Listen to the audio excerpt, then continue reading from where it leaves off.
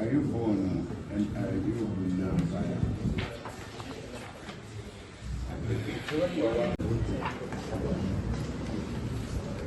Election petition number 0010 of 2025.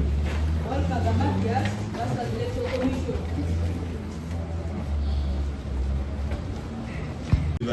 Kuli bali 12.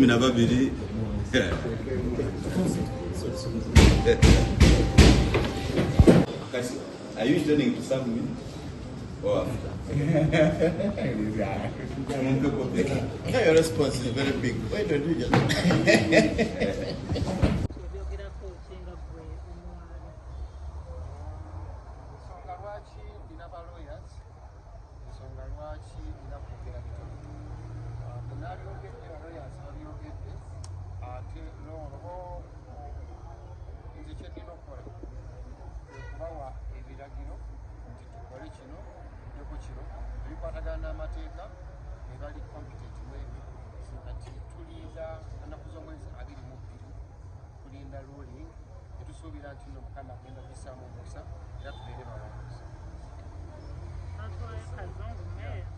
Yes.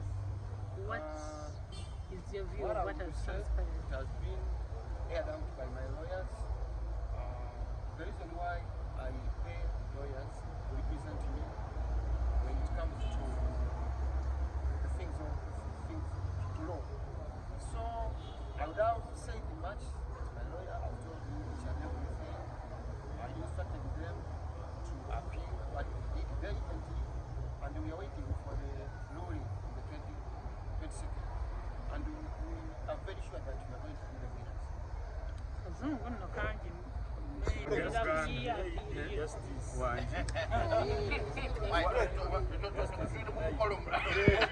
Totabula bintu toleeta buki mu bbaala mwana gwe. Kyebagenda kubawa budde kwanukula ku submission z'abantu. Kyemukiraliikiriddemu kiyinza.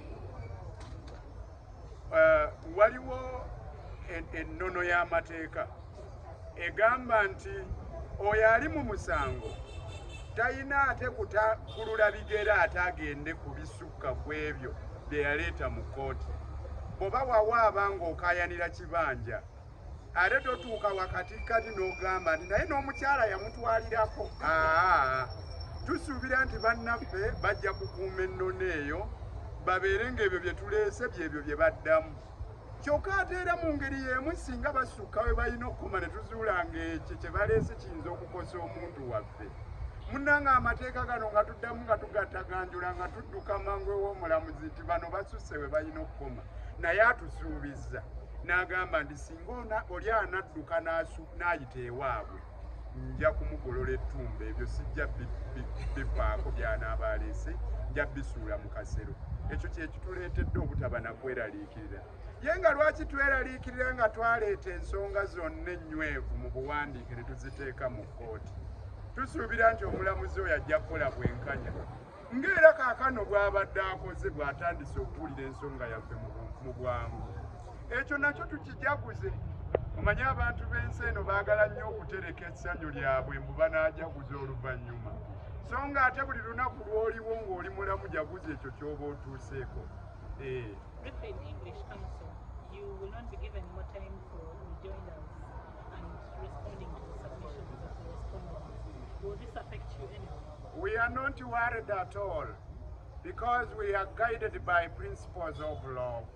One of such principles is to the effect that a party is not allowed to go beyond the pleadings on court record. So I believe our colleagues, our land friends for the respondents will not cross the bar. They will be within. The pleadings will be on the record, and that the pleadings on the record which will guide us in the course of making our submissions. So today we came for the hearing of the petition challenging the decision of the Electoral Commission. And it's very good that the Electoral Commission came to court and Mr. Luganda, the other respondent. So the court has directed the Electoral Commission and Mr. Luganda, the respondents, to file their reply and defense within 1 day. So by close of business tomorrow, they must have filed their defense. And then the following day, which is going to be Thursday, we should be filing our rejoinder and at the same time submissions. Court has said we do return submission where we raise the issues we want court to determine and the law on which we are basing to ask for court to overturn the EC decision. And then on Friday, the Electoral Commission and Mr. Luganda will be giving their side of submissions. On Monday next week, which is the 22nd, court will be delivering its judgment as far as this appeal or petition is concerned. So in essence, we have 5 days within which to do everything. So we are not going to sleep. As we live here, we are going to start on work to ensure that we hit the deadlines that have been provided by court. We also want to thank court that it has been expeditious. A few days ago on Friday when we were here filing, my colleague Nalkola informed you that we expect that this time whichever judge will receive this petition will treat time as a very variable factor, and we thank court for that, by the way. Where court does good, we need to say thank you. We thank them for having expeditiously given attention to Mr. Walukagga's petition and for giving us opportunity to argue our case, and we wait for victory. As the lawyers and our client, we're not worried because the law has not changed. The law on who qualifies to contest for a member of parliament on academic grounds is settled. The National Council for Education and the UNEP, which are the mandated legal bodies to tell us who has the books and who doesn't have the books, already pronounced themselves. And Mr. Walukagga has that document. The Electoral Commission has that document. Now the Electoral Commission, we are faulting it for taking over roles that are not its roles. It's like a husband being found in the kitchen attempting to serve soup.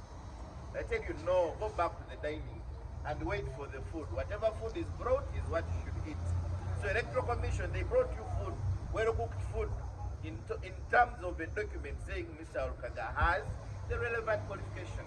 And finally, I think the problem we have is elitism and colonial mentalities, plus discrimination, where those who had the opportunity to study straight from nursery, others even conduct graduations after nursery. Then they go conduct graduations after P7, after senior 4, after senior 6, then they go to university. Now they think other people who are disadvantaged in life for so many reasons should not have an opportunity to share in the national cake. If Mr. Walukagga took the initiative after 25 years of life and struggling to go back to study such that he can also share on the national cake, then why are you chasing him away? Because you think an equivalent to a senior 6 is not enough. Who told you it's only Movit which works? There is Samoda, there is Baby Jerry, and all of them are Jerry's. And Mana Munjimu. So whoever... Thank you, Council. So thank you very much. Client at way. Council, Mr. David. So Client.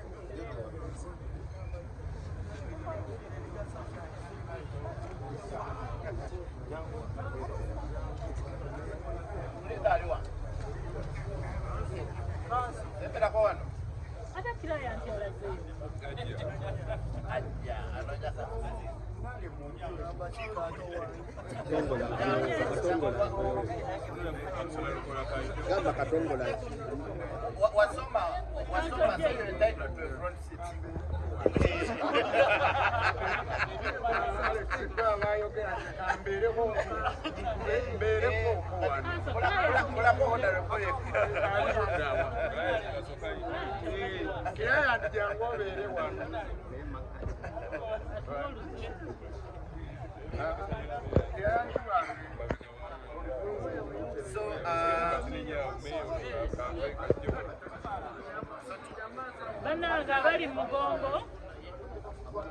So, twagala okubeebaza olw'okubeerawo nga mugoberera ensonga zino ez'amakulu mu bukulembeze bw'eggwanga. Olwaleero luno tubadde mu kkooti enkulu wano e Kampala nga tuzze okutandika okujulira oba petition Honorable Mathias Walukagga yateekayo mu kkooti nnaku nga 3 emabega nga tuwakanya ensalawo y'Electoral Commission okumujja ku Kakonge mu bubaka bwa Busiro East Constituency. Era tubaddewo mu kkooti n'Electoral Commission nejja ne Mwami Luganda ne bapuliida be. Mwami Luganda tabaddeewo naye bapuliida be babaddewo. Era ng'amateeka bwe gagamba ne muganda wange Nalukola bwe bategeeza ennaku 2 eziyise nti omusango guno gulina kuwulirizibwa mangu nnyo kubanga mu mateeka kirina okubeera ng'ensala erina kufunibwa nga tebannamaliriza nakuba ballots. So kakati olwaleero kkooti ewulidde omulanga gwaffe tubadde tuteesemu okusaba nga tusaba kkooti evalidatinge petitioni yaffe kubanga mu mateeka petitioni erinakolebwa mu nnaku 5 naye Electoral Commission yayisa ekiragiro kyayo ku 25 Novemba n'ekituulira n'ekifulumya nga 9 Desemba nga wayiseewo ennaku nga 14. So kkooti ekkiriza okusaba kwaffe ne validatinga Electoral Commission egambye tejja kuwakanya validatinga petitioni yaffe. Kkooti n'esaba Electoral Commission ne Mwami Luganda ng'ebawadde olunaku lumu bateekemu enkoza yaabwe oba okuddamu ku petitioni ya Honorable Walukagga. Naffe ku lunaku oluddako lwe lujja okubeera olwokuna tuteekemu okuwumbawumba kwaffe ne rejoinder singa ebeerawo. Okuwumbawumba nti nsonga ki ze twagala kkooti esalewo eggoye era mateeka ki ge tusinziddeko okugisaba ekyo. Olunaku oluddako lwe lujja okuba olwokutaano kkooti eragidde Electoral Commission ne Mwami Luganda be twawaabidde nabo bateekemu okuwumbawumba kwabwe.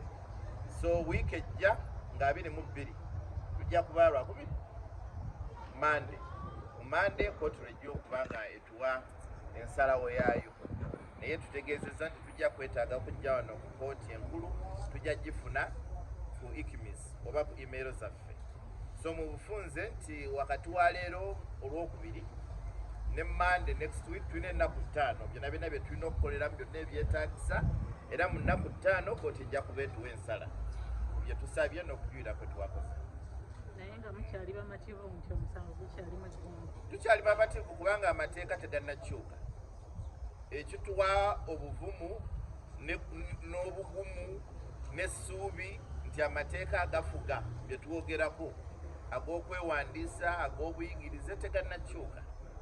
Electoral Commission yali endowooza egezaako okugakyusa. Tukyali bavumu kubanga Honorable Mathias Walukagga akyalina certificate eva mu National Council of Higher Education ekakasa nti obuyigirize obwetaagisa okwesimbawo abulina. Ate ekitongole kirina obuvunaanyizibwa obwo ye National Council of Higher Education ne UNEP ezaamumakinga. So oba onoonya obulwadde ne bakukebera ne bagamba nti ekyuma kisanzeemu malaria ate oli tayinza kugamba nti toli mulwadde ng'ekyuma kikoze eki kikusanze. So ffe twayita mu mukungujja bonna obwetaagisa okulaba asomye n'atasomye asaanidde Honorable Walukagga n'abuyitako. Obuzibu bwe tulina bwe busosoze nti abalina ssente nga basobola okusomesa abaana baabwe ne bava mu kibiina kimu ne badda ku kiri mu myaka emigere basosola abo abanyigirizibwa olw'embeera emu n'endala ne bava mu ssomero ne bakomawo nabo bakole ki beeyongerewo. So waliwo abalwanyisa obuyigirize n'obumanyi mu ggwanga muno. Kyova olaba nti Mwami Walukagga ekimuluma era ekimukubya busosoze abaasoma ennyo abalowooza nti baasoma nnyo kuba bamanyi Oluzungu balowooza nti ye tasaanidde kubanga yayita mu mature age entry bwe busosoze obumbonyabonya. Briefly in English, Council. Okay. He's coming down.